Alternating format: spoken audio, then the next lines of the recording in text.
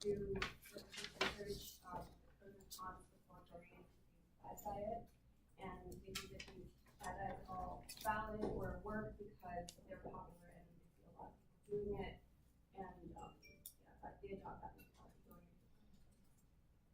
So why does this all matter? So according to studies, 59% of college students may suffer from malnutrition, and another study claimed that 95% of all diets fail, and most of the participants will regain most of their lost weight within 1 to 5 years. And more specifically, 91% of women on a college campus attempted to control their weight by dieting, and out of this 91%, 22 dieted, claimed to be often or always. So where do we come in? So our fourth P, our product please price and promotion. Our product will be an educational video series, and it's known as Fad Busters. And this week's edition would be called the Diet Edition. Our place would be on YouTube or any sort of technology media with internet connection. Our price would be free; it only take up 2 minutes of your time. And promotion, the ways that we're going to promote is online outreach, such as through social media, newsletters, websites, and collaborations with other popular YouTubers.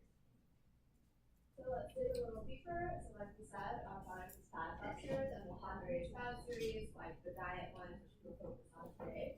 And they're all 2-minute videos, and the format is that you introduce the fad, and then we test the fad, and then you prove and bust or bust the fad. And we prove or bust them based on scientific evidence or the lack thereof. And we also provide education by leaving citations in the description box so viewers can click and go read the studies themselves. And this is an example of what our YouTube page would look like with all 4.4 million followers. And so for the diet edition, we're really targeting young women ages 15 to 25 based on the studies that we found. And in order to really reach that audience, we're going to do collaborations with popular YouTubers such as fashion and makeup gurus, and have them at these fad diets so that we can access the fan base. And we'll also show these videos using social media such as Twitter, Facebook, Instagram, and Snapchat. And we'll also have product giveaways to engage for followers who engage with our content, such as saying, like, try this fad next time.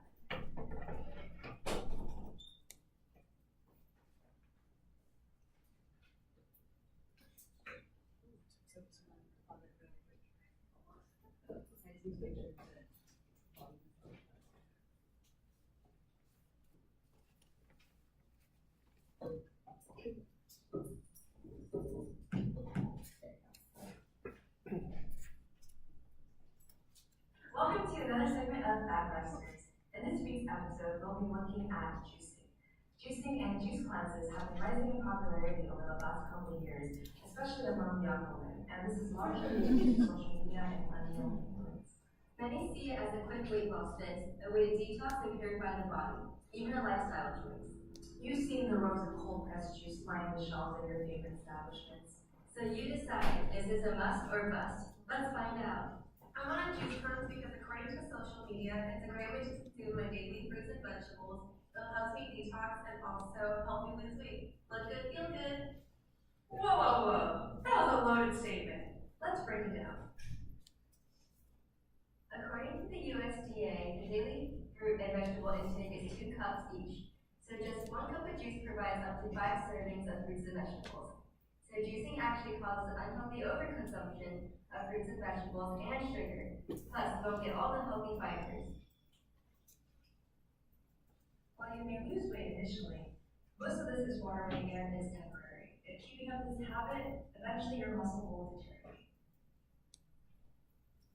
Let's take a step back. There's not been a single peer-reviewed study that shows that juicing detoxifies your body. In fact, juicing may make you feel unsatisfied, leave you still hungry, and cause you to turn to other foods. While juice cleanses don't sound so bad in theory, it's safe to say that this fad isn't as beneficial as you think. The next time you want to try a new fad, make sure you do your research. Bust them before we bust you. Thanks for watching this episode of Fad Busters. If you enjoyed this buzz, like the video and subscribe to our channel for more.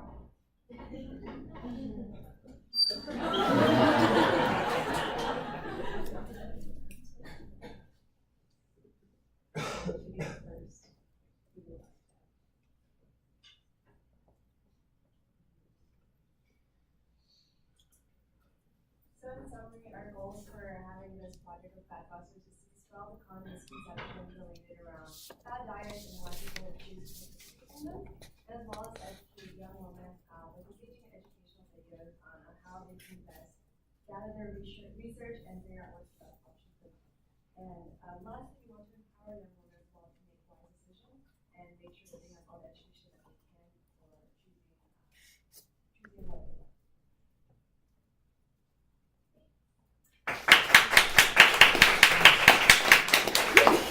Does anybody have any questions? Okay, nice job, ladies.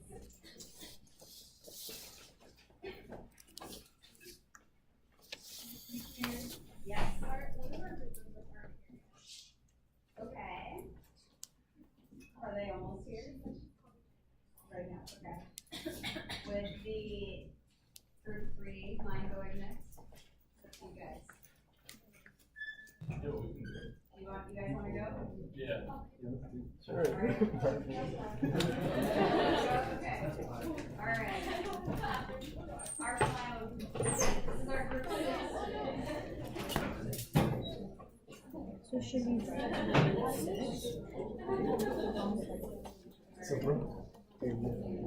I guess, yeah.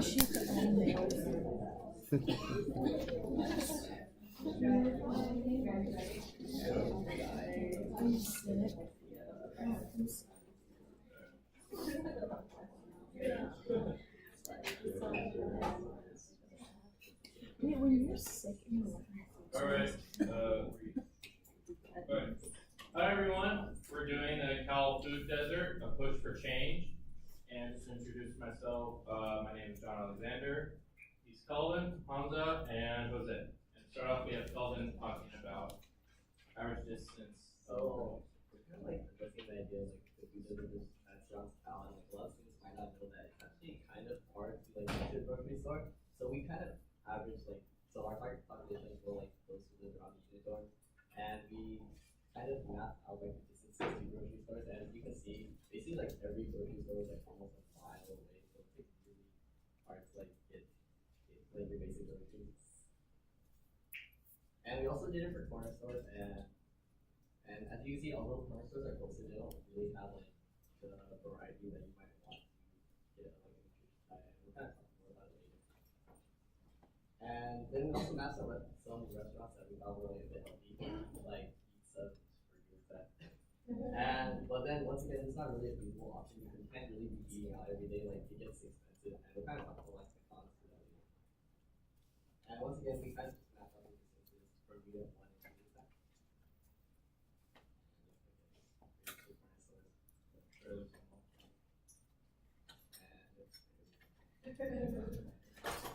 So I'll be talking about the different delivery services and apps that are, does anyone here uses apps to groceries? Okay, well, if you don't know about it, you will know that. So, there's food delivery services, right, and apps, websites, and there is also grocery delivery services. One of them is Grubhub, DoorDash, Mercury, Uber Eats, and Freestone Herb. And for grocery delivery service, we have Instacart, Postmates, Safeway Delivery, and Uber. So I'll be talking about only a few. Grubhub is one of them. I thought it was a great app. You can order from a variety of restaurants. You can also filter them. Different types of cuisine that you want to try. There's also a section for healthy foods, different healthy restaurants that are around. The customer service is 24/7. Just you gotta make sure that when you order from a restaurant, you gotta make sure what time it's open, right? There's a delivery fee of $2.99, and the purchases need to be a minimum of $10. The other one I want to talk about, and probably the one that we most students know of, is Uber Eats. From my understanding, this is the research. Here in the East Bay, there's not a delivery fee, which is good. But if you're outside in other parts of North California, it's a $4.99 fee. So these things are changing all the time because, for example, I think it started about like around May, or it started around May. So the first month, I think it is, it's free. I don't know if it's still free right now. Probably still delivery fee. You also have to make sure the restaurant, you gotta check the restaurant times, right? They do 24/7 delivery, but you gotta make sure you're in the range of the restaurant. Their promotion goes, before we used to buy the first purchase, you used to get, and he will refer us with a friend, you used to get a $20 credit. But now you get a $10 credit. And then, yeah. Yeah, so for grocery delivery services, you can have, there's Post, Instacart is one of them that is used a lot here. I use in Berkeley. You can buy groceries for all grocery stores in Berkeley, and also Costco is one of them. You need to do a minimum purchase of $10. The range of 9 a.m. to midnight delivery. If you purchase something less than $35, it will be, proposal will be $7.99, the cost will be $13.99. But if you purchase something greater than $35, then it will be a $3.99 delivery from any store. And then same with delivery, the only one I want to talk about is if you do your purchases before 8:30, you get delivery on the same day. You need to do 49 minimum purchase in order to be delivered. There's different promotions. You need to check also the promotion because they might differ from store, physical store. I'll say for you, they have, if you buy in the club card, you get cheaper stuff. And then you get refund, which is a good thing. Now, a lot of these services, they do refund you, but they charge you a fee as well. And you get a when you do your first purchase, you get a promotion of 5% and free delivery. Okay. So aside from these apps, there are a few ways that you can probably go to the grocery store that we can think of. And the obvious one would be to walk and bike. And so with walking and biking, like there are pros and cons. For walking, it's like slow, takes forever, and time is money, so you don't want to spend a lot of time walking. Also limited by carrying capacity, so you can only carry so much, and that kind of influences what you can buy. Because you can't buy OJ, milk, and eggs at the same time. It's kind of hard, unless you get a big grocery bag. There's also safety issues in Berkeley. It's kind of sketch. And the definite pro is it provides health benefits of walking. And cycling is the same almost, but it's definitely faster because you're biking. But then, especially if you're going at the speed of light, like this guy right here. But yeah, for me personally, I find it kind of scary to bike at around Berkeley because all the crazy cars. And the other means of transport is buses. So buses are good because you don't have to walk there. It's probably faster. You don't have to worry about weather conditions because if it's raining, you can't really walk outside and go to the grocery store. But with the bus, it's kind of okay. And it's probably faster. Cons are that you have to go to the bus stop, you have to wait for the bus. Sometimes there are some rare schedule changes that could influence the bus route and time. Or you can't find a seat, you can't sit. And then another method is to use a car. And as you can see here in that picture, you can probably fit in the whole grocery store in there. There's so much space. So you can buy a lot of stuff and you're not limited by carrying capacity. In that matter, and it's probably faster, but then again, there's traffic, you have to worry about parking, not just at the grocery store, but also where you want to park it at your house, if you live around Berkeley, and that's kind of tough or expensive. And there's also environmental impacts and theft if you park your car outside, just generally. It does look cool though, if you have a nice car like this one. And we have some alternatives here, such as this cool looking bike, horse-drawn carriage, an alternate energy vehicle, or the coolest one of all would be jetpacks. Imagine if everyone had jetpacks, just go to the grocery store. So what we're trying to get across is that there's all these different methods to access a grocery store, but they're not truly feasible. So the problem is with the apps and that sort of thing, they all have some sort of fees, they all have weird hours, that sort of thing.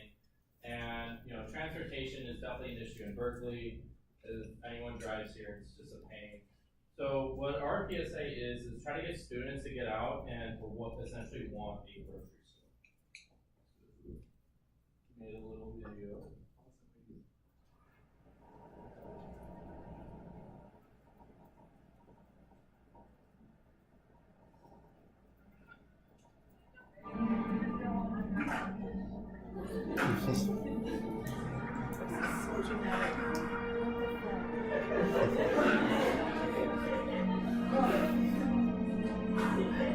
I wish I lived closer to the grocery store.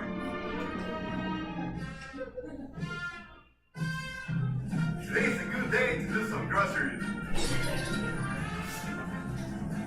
So many vegetables, so many cucumbers, fruit.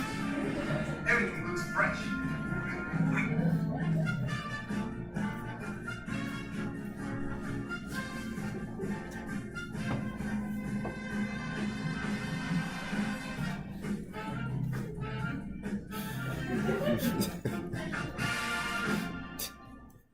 So yeah, that's our little short video. Oh, okay. How do I full screen? Is it like F5?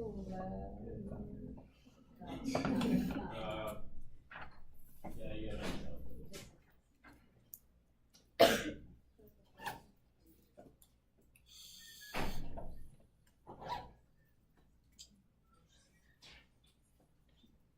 Alright. So what we want to address is the 4 Ps. Our product is essentially our PSA, which is to encourage people to speak out like a mic man. We want like an active discussion on the campus to try to get some sort of grocery store that's near campus. And the place would be ideally the unit dorms. If we feel like that's achievable or smart, that if we just focus on the 3 unit dorms as of right now, we can try to set up some sort of way for those students to access like a grocery store near them. Obviously, it would be really hard to have all students have access, so we feel like that's definitely achievable. Our price is time. Going out and talking to your community leaders and maybe do like a community needs assessment to see like where is a proper, property to establish this sort of thing will take time. But I feel like since we are such a large campus and having some sort of grocery store is essentially accessible for everyone and everyone would want one, we feel like this is adequate. And then promotion, we would just simply go with social media such as Facebook and Instagram. We debated like having flyers and whatnot, but we feel like having an online presence is the most effective while being the cheapest. So, and it's also much more measurable, again, part of SMART.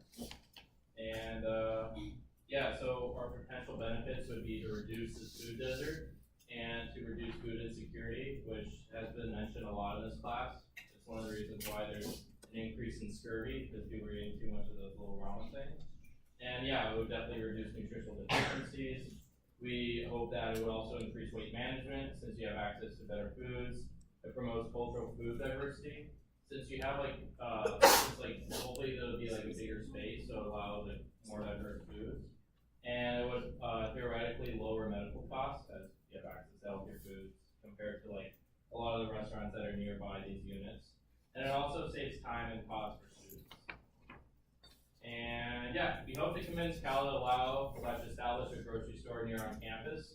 There's been some efforts. I'm a big fan of the Berkeley Student Food Collective, but as of right now, it's simply not big enough for the whole populace. So we hope to encourage you all to go to local meetings and really pump this up.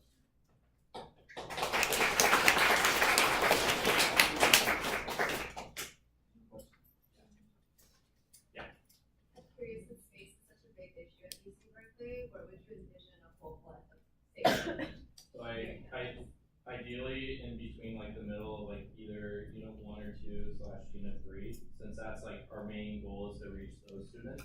Since it's kind of targeted like people when they first go to college to help establish a healthier diet. It'd be super ideal to have something on campus. I remember there was like some sort of push to like get a food market or not food market. I forgot like that's like some sort of food market on campus, or yeah, something like that. So that'd be very ideal. So this seems like it's being marketed more towards people who are living in the residence halls, but don't those people usually have like meal plans that they can go to Crossroads or Unit 3 like dining commons with? Yeah, and we wrote that in the distances, like, yeah, Cal Dining is like extremely close, but a lot of the times, like, people eventually get off the meal plan, and we feel that even with the standard meal plan, and I know it's because, like, I still have one, even with the standard meal plan, you can't, unless you, like, really kind of starve yourself, you can't expect to get all your meals through Cal Dining, unless you upgrade it, and even then, it's like, it's fairly expensive. So we feel like opening like some sort of grocery store would maybe induce like some sort of like competition with other places. So it'd make it much more feasible for the average student. Or if you like to cook. Yeah. Or if you like to cook at therapeutic. Yeah. And like cooking's a great skill, you know. So, Yeah. any other questions? Nice job.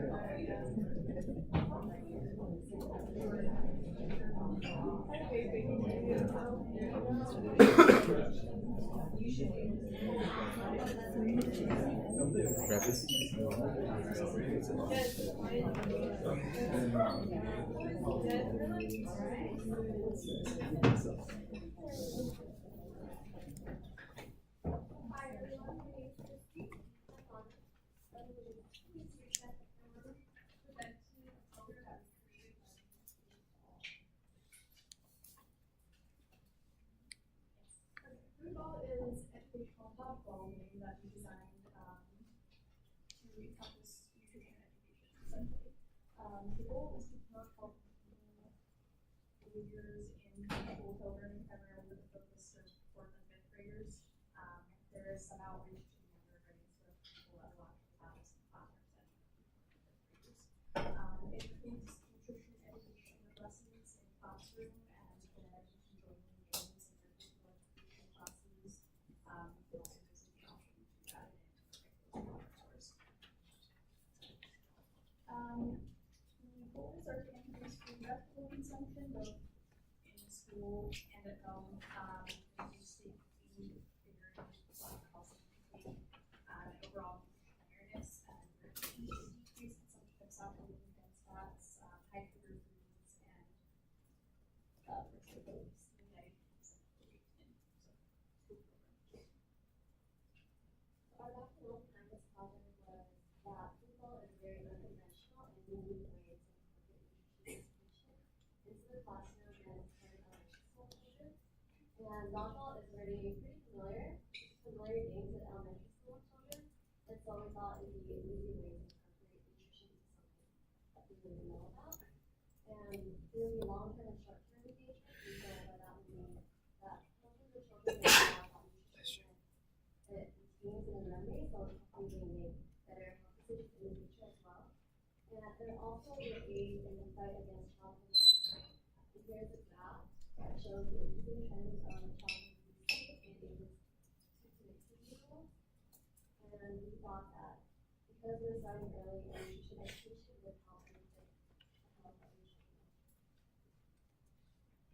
So essentially how to play is basically like the sense where if you get hit by a ball in your mouth, but other balls in the center represent like unhealthy foods. For example, they would either be shaped like or labeled as pizza, ice cream, fries, and anything fast food.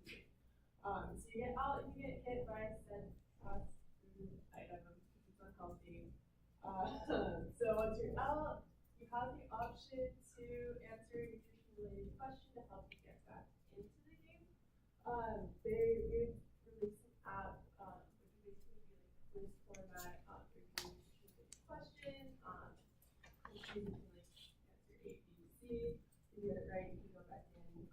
there will also be posters that will have around the gym or wherever they'll play the game with nutrition facts posted on them. If they don't actually know anything or you're not really sure, they can go get up, watch one, read about it, learn about it, get a little more physical activity in. And ultimately they know when your sports are sticking or just be time-based, if you just keep playing for like 30 minutes or something, you get out of it. So to go over the 4 P's, so product would be our education class, and then it would be, after that it would be a softball game, and it will incorporate the nutrition facts that we talked about. Another product would be our app that we created, which has like quizzes, all that. We also wanted to put a little fun into the app, and we added games. And the app is free to download, so kids can share it with their friends and family members. As for price, it would be the balls. It would be the balls. So first, we have just a regular foam ball labeled with like the unhealthy food. So if we get enough money, then we'll start creating like the actual food questions. Another cost that we would need. Another item would be the posters that we posting on the gym, such as this one right here, which would go for 2 fruits and 5 vegetables. Another one would be our iPad that we supply to schools, and then our app development. And the last one is transportation costs for our volunteers that they use at the school. As our place, again, we're going to be focusing on elementary school, primarily 4th and 5th graders. Our locations would be in the cafeteria, the classroom, schoolyard, the gym. And as for promotion, it would be the posters that are posted on the walls, the app, of course, that we share for friends and family, and also our video.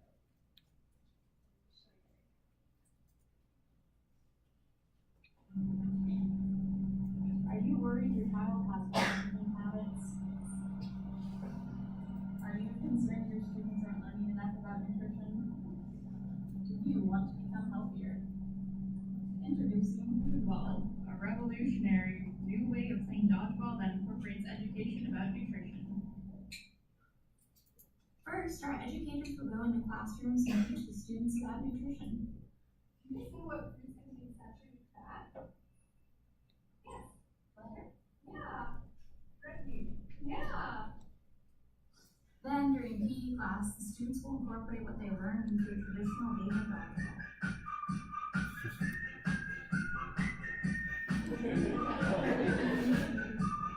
Now we're going to explain how to play foosball.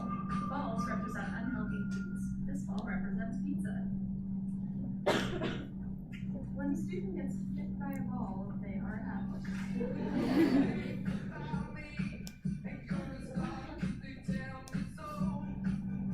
There is a chance to get back into the game, however. All they have to do is answer a nutrition question correctly on the Foodball app.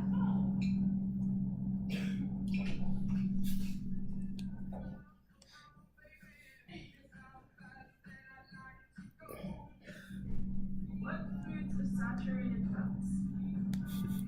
Butter. Hey, ding ding ding. With Foodball, students will be able to play a game they enjoy. They're not only being physically active, but learning about nutrition as well.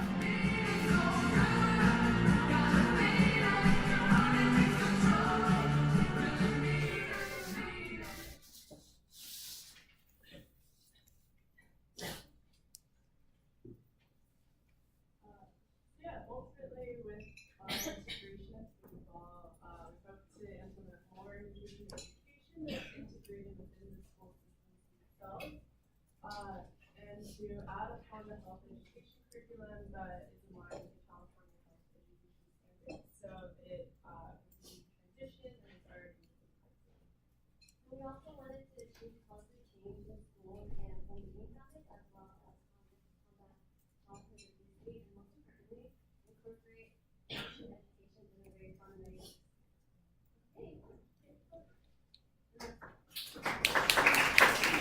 Okay.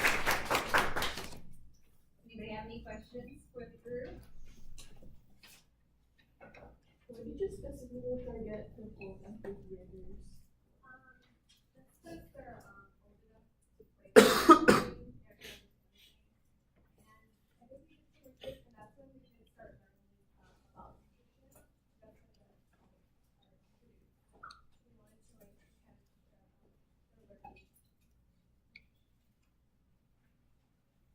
Any other questions?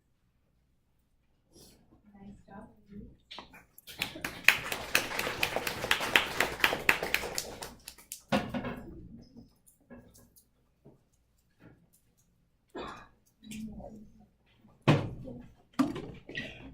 All right. Our next group.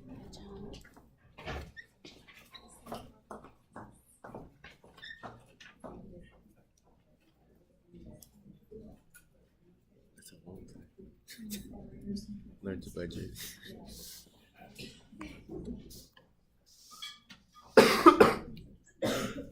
Hi everyone, I'm Becky. I'm Ashley. Katie. Megan.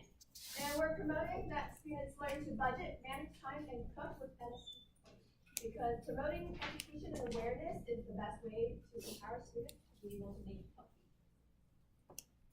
So our goal is to increase nutrition education and awareness among UC Berkeley students who are currently living off campus, so outside of the dorms, and or do not have a meal plan. And we're doing so by encouraging more students to take NST 20, which is titled Personal Food Security and Wellness. It is a nutrition class on budgeting, cooking, and time and money management. So to break that down, our target population is students without meal plans and are living outside of the dorms here at UC Berkeley, so UC Berkeley campus residency, and hopefully this will combat the issue that insufficient knowledge of nutrition can affect the students' ability to make nutritionally sound choices, especially in terms of time, money, and quality of food. Because a lot of these students that we're targeting are newly independent from their families, so including their parents, their first time living alone, they have limited income, as well as possibly insufficient previous cooking instruction.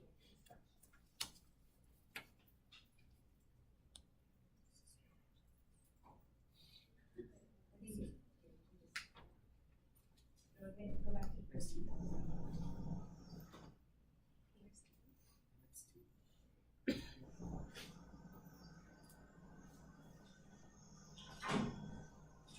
Do you not have any food in your fridge? Do you not have the skills to prepare your food? Is going out to buy takeout all the time taking up too much valuable studying time?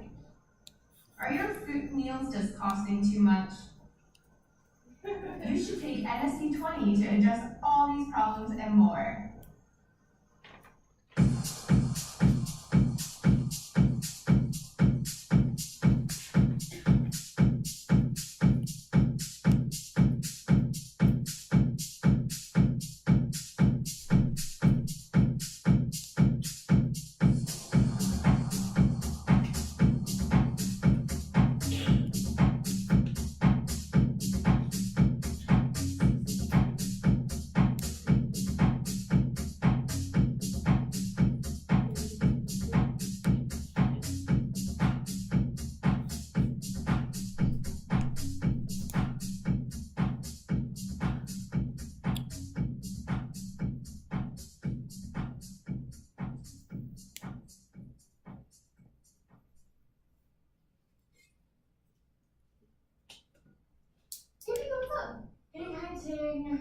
So I think I spent all my money eating out this week, and I don't really have any more money for the rest of the month. I might have to eat ramen for the next 2 weeks. That's totally how I was last year before I took NST 20, but then I learned how to cook from home and I saved so much money doing it.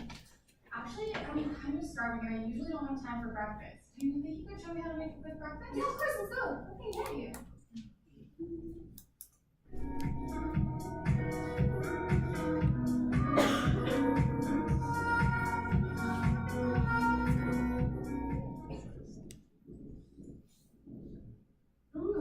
This is really delicious. You're a great cook, Ting. Oh, thanks. Later, if you're still hungry, I can teach you how to make pasta as well. It's super healthy and it's better than ramen and it's really cheap and affordable too.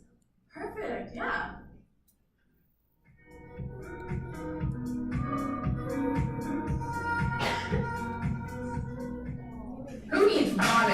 when you cook up pesto pasta.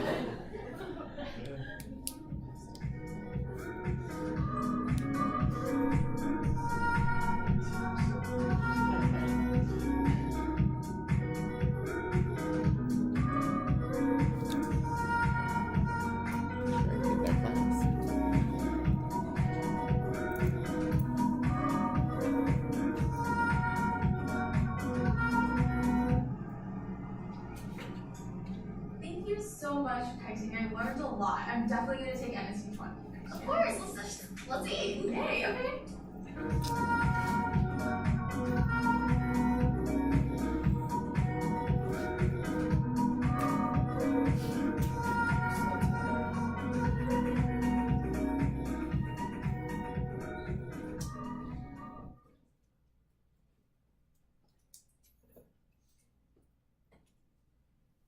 So if the video didn't convince you guys enough, why take NSC 20? We look at the research to answer this question.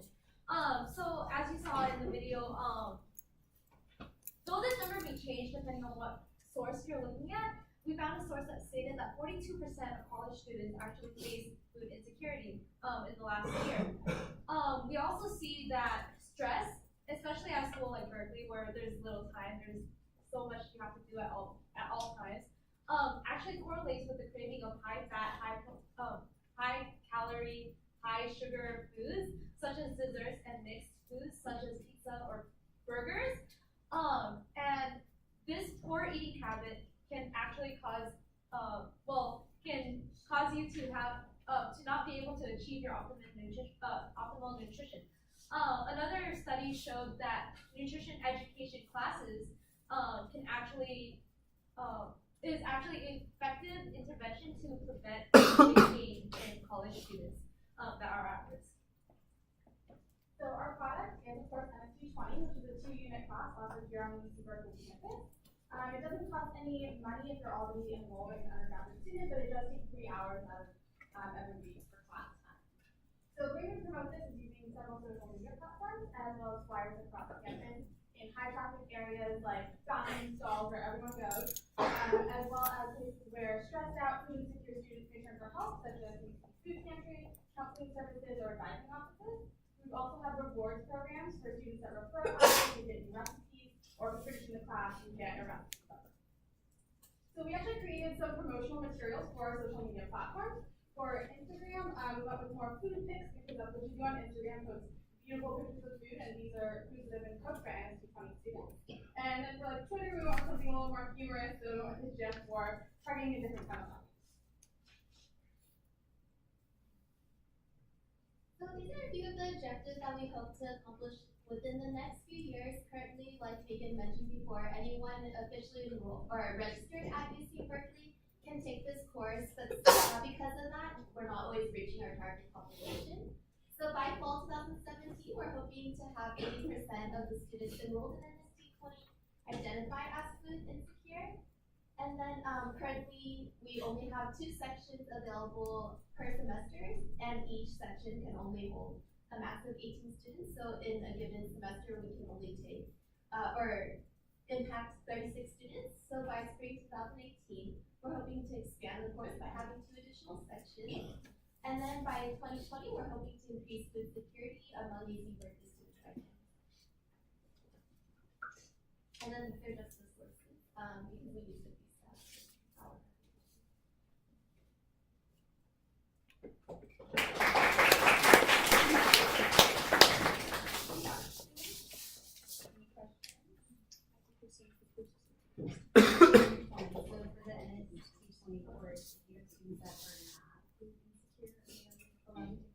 Yeah, it's first served. So whoever signs up for so we currently don't have like a service or anything distinguishing between the two. Anyone who will How many units is that class? I take that class. I get the credit.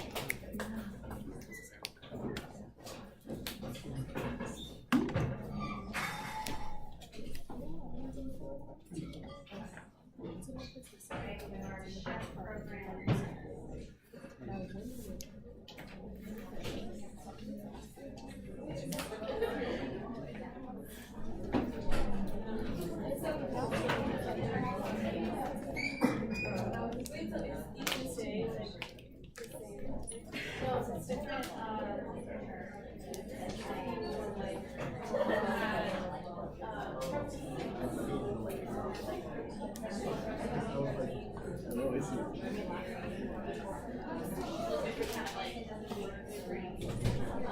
they also teach you about planning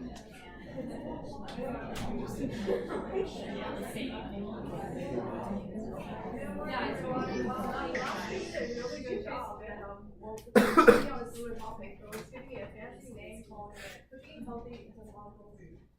And I'm Becca. I'm Joanna. And I'm Rosemary. So, have you guys ever felt like you wanted to do something, but like you didn't have a time, or like just thought it might be too much effort? Well, if that's you, don't worry, you're not alone. That's me too. Like, I used to think baking cookies is the hardest thing, so I go to Costco and buy those Costco bags of cookies for fundraisers, but little do I know. Yeah, so this can be, we realize that this is a situation that's prevalent among college students where people didn't know how to cook, so they would just go out and buy more food, and this can lead to future problems like obesity or diabetes. So we decided to target our program at our local college, UC Berkeley here. And we realized that this would be a great target for our program because people here are often pressed for time, and they might feel like cooking might just not be practical, even if they want to learn how to cook. And we sometimes choose to target the usual students know how to cook. Students are kind of falling behind their teachers by age. So for college students, they should know how to marinate food, how to make risotto, how to fry grilled steak, chicken, and other meat. But for 18 years old college students, their cooking age is about 12 years old, which they need to know how to cook soup or how to make rice. And in fact, 1/3 college students are unable to boil an egg. 2 in 5 don't know how to make an omelette, and 1 in 4 are able to prepare and cook vegetables. And students don't cook when they don't know how to cook, or when they are too tired to cook because in college there's so many other things to worry about. So what they will do is they will eat out. Their top choice is fast food because it is convenient and it is cheap. On average, college students eat 6 to 8 meals of fast food a week, which is a great contributor to obesity. 70% of college students gain 12 to 37 pounds by the time they graduate. And the reason we targeting students freshman moving to a sophomore year or students moving out from dorm is because they no longer get meal points from Cal Dining. They can still purchase it, but it is about $600 to $1,100 per semester, which provide on average 5 to 11 meals a week. But if students eat 3 meals a day, it's 21 meals a week. So it barely covers half of the meals they need 1 week, and that's why they still need to learn how to cook. Okay, so now we're going to talk about the 4 P's, product-based price and promotion, and we're promoting the same as MC Money, which this explained again is a personal food security and wellness class, and it's offered in both spring and fall, and aims to develop the skills and decision-making processes necessary to maintain healthy eating throughout life, and it addresses the knowledge and skills and barriers related to food selection, purchasing, and also provides the foundation of nutrition knowledge and skills, which allows students to enjoy healthy meals on their own with consideration of availability and budgeting. And we want as many students as possible to take the class, but there's only 2 sections available and they're pretty much already full. So since we have an unlimited budget, our plan is to expand the program and have more classes. And then some of the classes will have like very specific topics like vegetarian cooking, ethnic cooking, so like a class for how to make Hispanic food, how to make Indian food. Another class for people who already know how to cook, but maybe they just want to improve their skills and budgeting. And then another class for using local products. And the classes coming in located on campus, and they're going to not only develop accessibility for students, but it also makes it accessible. And if your student is free, and if you're signing up for different classes on campus, the journal is really expensive, and also given by other students, it's usually budgetable. So students can mark the goal with other students. And we're going to promote it through a special campaign video and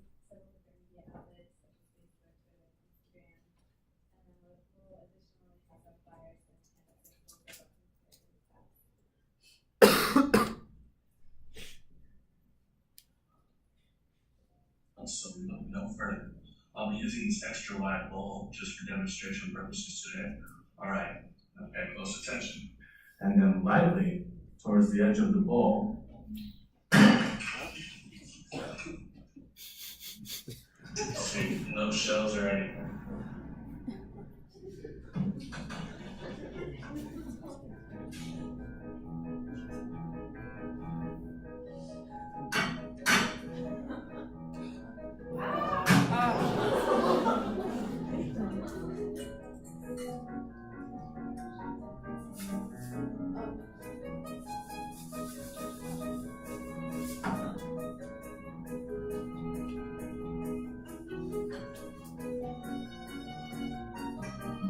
That's a true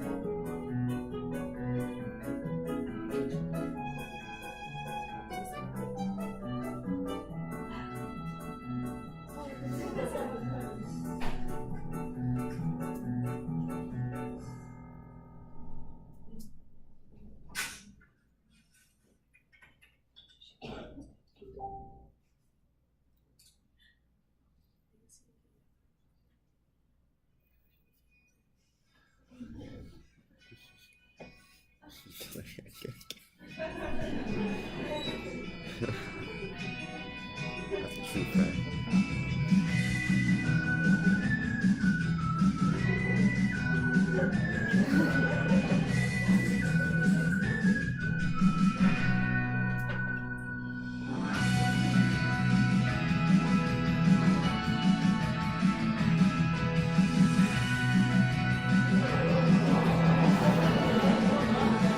That ain't healthy.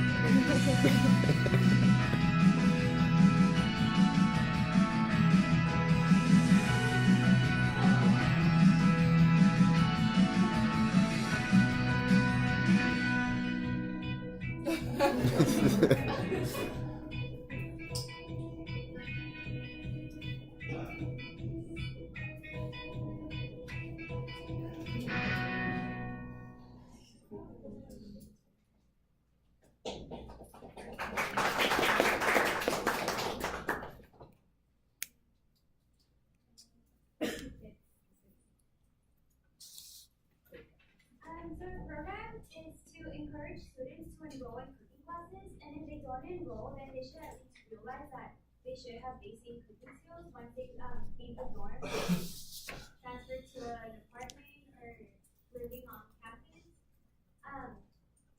So students that are transitioning from dorm to apartment should know how to prepare a few basic meals. They should know how to use culinary equipment like knives, know what each thing is for. And they should also know how to grocery shop and stay on a budget, so not just like buy snacks, buy actual food, and not spend too much. So by fall 2017, we hope to have 4 to 5 fully enrolled cooking classes, or maybe more depending on the need. And then by spring 2018, students living on campus would only purchase food 3 or 4 times a week, which sounds like a lot, but it's actually half of what they're currently buying. And also if they shop off campus, and they're purchasing food, they would at least know like how to make a healthier choice, like maybe a sandwich instead of like a hot dog, or what people usually eat. So that's your presentation.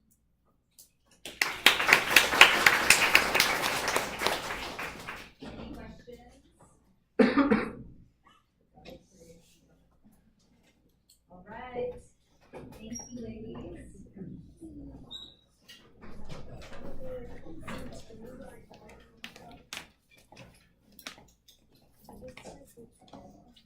Is this class already open? We have. No, I'm saying for the NST 20. I think they're gonna offer it next. I think Mikkel teaches it, doesn't she? I'm pretty sure it's Mikkel. I gotta take that. Yeah, I totally.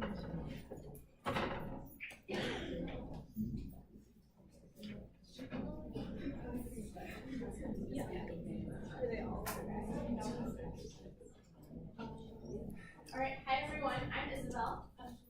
I'm Caroline Shen, and today we are going to talk to you about educating incoming college freshmen about leading a healthy lifestyle. So, as you all know by now, college is a huge change, especially if you're an incoming freshman. You have all these new decisions to make, and thinking about healthy food is often the last thing on your mind. Sidelining the healthy food is going to have a lot of really long-term negative impacts on your health, your eating habits, and your overall energy level during your college years. Our video provides a few key suggestions to make this transition not only feasible but easy. So what I'm going to do is I'm going to take you guys step by step through the challenges that we think incoming first week freshmen are facing. So the first and foremost of which would be the elimination of home cooking as a meal source. So when you come into Cal, show of hands, who was a Cal freshman? Who really used the kitchen? Right, no one really used the kitchen in the dorm. So you're mostly relying on eating out and eating at Cal Dining. There's also an increased consumption of alcohol compared to high school. So this is crazy. Something like, 25-30% of us engaged in binge drinking last weekend, and those two changes alone are huge dietary changes from high school. That compounded with the fact that, as we learned last week, not many of us are getting a lot of physical exercise here in college, does not help. And these effects are exacerbated by really, really high stress levels. As we all know, Cal is not an easy place to be, especially as a freshman, you're transitioning from learning how to be a real adult. Cooking obviously isn't available to you anymore, so you're trying to learn what to eat in this new environment. That's stressful. And when I was a freshman, I went to bed at all different kinds of times in the night, and I took naps during the day, which is very different from in high school when I had a bedtime of 10:30. All right, guys, winners. Sorry. The cost and inconvenience are also things that face Cal incoming freshmen, and those are very important to address. So we are focusing on changing dietary changes that have happened. And besides all those contributing factors, there are some direct manifestations. The most obvious is the weight gain. So, one of our researchers found out that 60% of the college freshmen experience weight gain. So for me, I still remember doing my course weight, when I showed me my picture of the high school, and that's so different from my freshman. And another thing is that maybe a good news. So instead of the freshman 15, our researchers found out that on average, the college freshmen gained 7.5 pounds in their first year.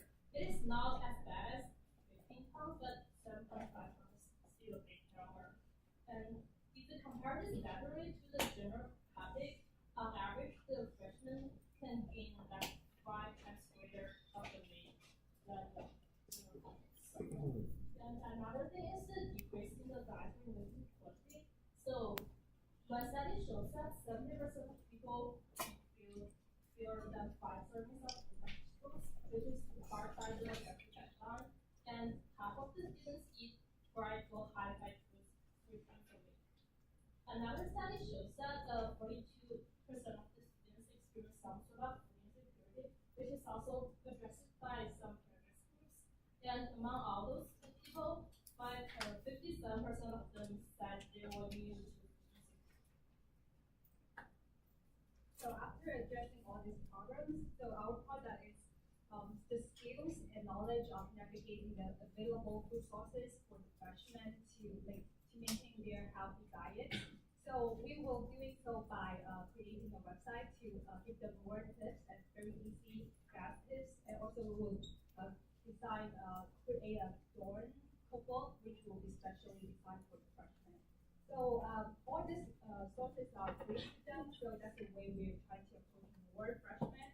And the best place to reach all the freshmen are the most popular places that the freshmen can go to, such as dorms and Cal Dining and on-campus retail. So in there, we're also doing promotions like tabling and council, and also cooperate with Cal Dining, so students can earn real points from the Cal Dining. So when every time they're creating like very healthy, nutrition balanced diets, they can earn points from Cal Dining. That's a way to save money and save time. And And then lastly, we're also doing an additional P here, the positioning. So, for saying the healthy lifestyle is the first step of the success at health.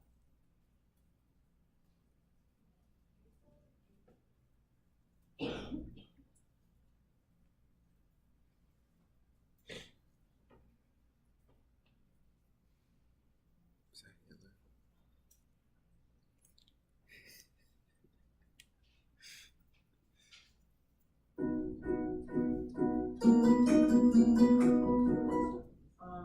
I'd say sometimes I eat at dining hall and sometimes I eat in restaurant. No, I learned how to discuss it. I'd say the food is generally pretty high in salt. The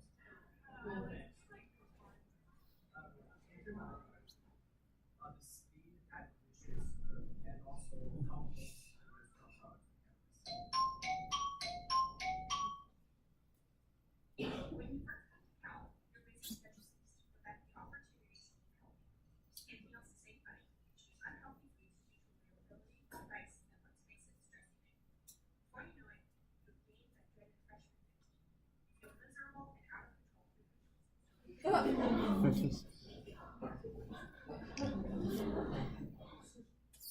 Here you are again, with the delicious option of a home-cooked meal that really doesn't exist in the dorms because of the lack of kitchen facilities. Your other realistic options, Cal Dining, your seemingly dinner dorm food, and eating out to explore Berkeley's incredibly diverse food scene, something I highly suggest.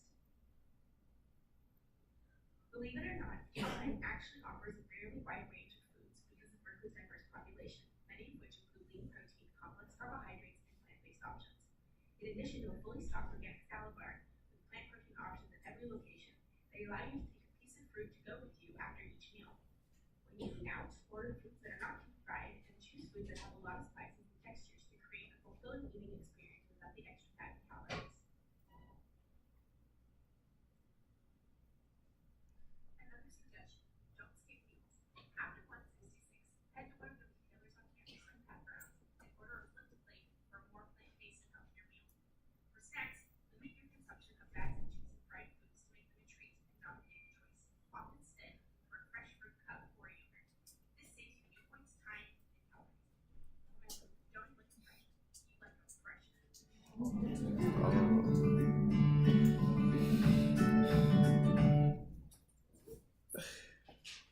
Where did they go? Freshman.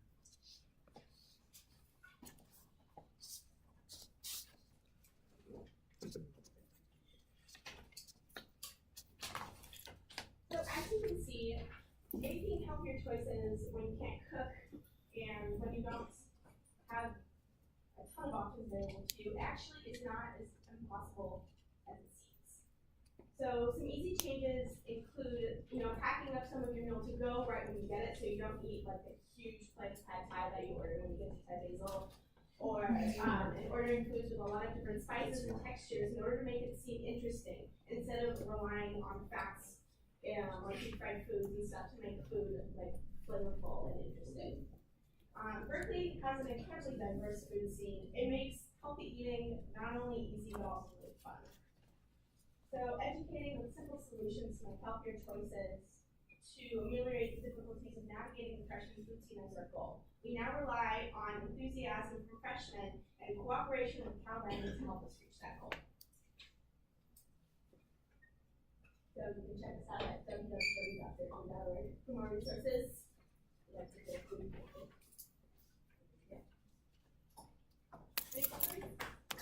Oh, sorry.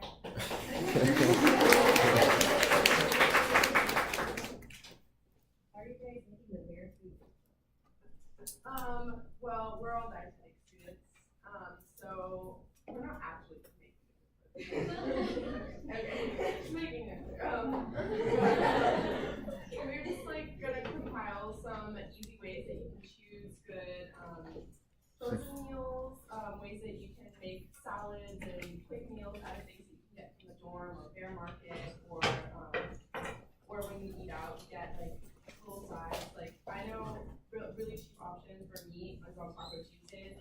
I don't remember what it's called, but there's that taco place right above the Asian Ghetto that has like $2 tacos with a bunch of toppings. You just pile on onions and all that salsa and stuff, so, I mean, that's one tip, and you just, like, we're seniors at Cal, we have so many tips that I wish I knew when I was on my prison.